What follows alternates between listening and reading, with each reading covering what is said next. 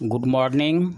Today we have to discuss about the problems given in NCERT book chapter 2, that is acids, bases and salts.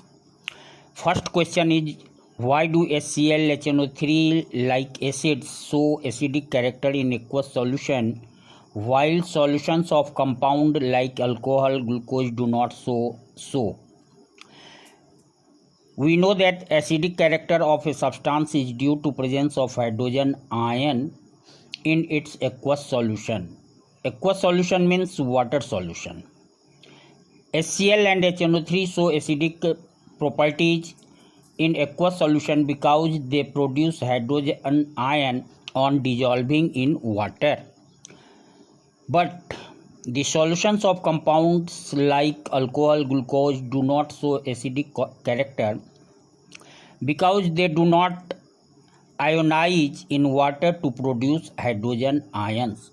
And we know that the presence of hydrogen ion is responsible for the acidic nature of a substance.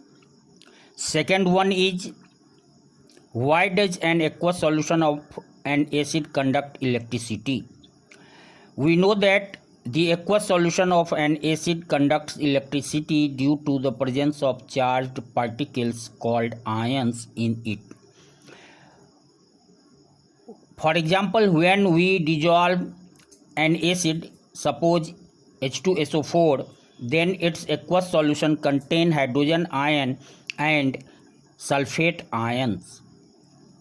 These ions carry electric current, so due to presence of hydrogen ion and sulfate ion, a water solution of an acid conducts electricity. Third question is, why does dry HCl do not change the color of dry litmus paper?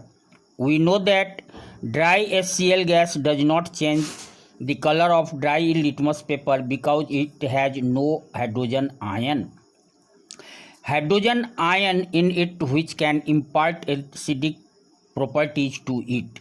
In dry condition, HCl does not ionize in hydrogen ion. Due to absence of hydrogen ion in dry HCl, it does not change the color of dry litmus paper. Fourth question is, while diluting an acid, why is it recommended that the acid should be added to water and not water in the acid? We know that acid-water reaction is highly exothermic. The process of mixing of water to a concentrated acid is highly exothermic. So during this, large amount of heat is evolved. I mean to say that if water is added to the concentrated acid, a large amount of heat is evolved at a time. So this evolved heat converts the water into steam and it may cause a splashing of concentrated acid which may harm us. Due to this, it is advised that concentrated acid is added to water slowly with constant stirring.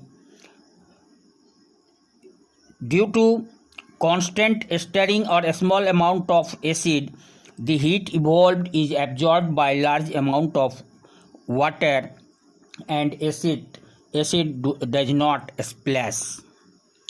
Fifth question is, how is the concentration of hydronium ion affected when solution of an acid is diluted? On diluting an acid, the concentration of hydronium ion, that is H3O plus, in it decreases. This is due to the reason that when we add water or dilute a concentrated acid, water gets ionized and the hydrogen ion obtained from the acid attached to the H2 water molecules forming hydronium ion. Due to this, the volume of the solution on diluting acid increases, but amount of hydrogen ion, that is hydronium ion, remains same, so its concentration will decrease. How is the concentration of hydroxide ions affected when excess of base is dissolved in a solution of sodium hydroxide? When excess of base is dissolved in a aqueous solution of sodium hydroxide, the amount of hydroxide ion increases due to ionization of the base added. Okay, thank you. In next video we will discuss remaining question.